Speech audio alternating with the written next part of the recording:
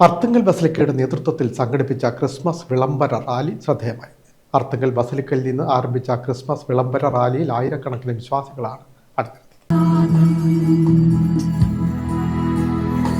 പരിശുദ്ധ പരമ ദിവ്യകാരുണ്യത്തിന്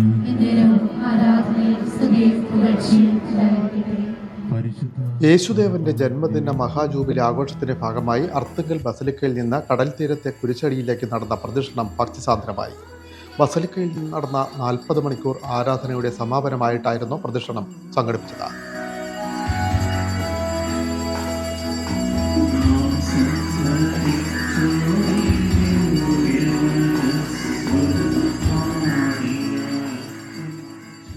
പ്രദക്ഷിണത്തിന് Arthunkal basilica rector father Yesudas Kattunkal Thayyil, father Joseph Alphonse Kollapparambil, father Jeeson Jose Chittanthara, father Tinu Thomas Padappurakkal എന്നിവർ നേതൃത്വം നൽകി.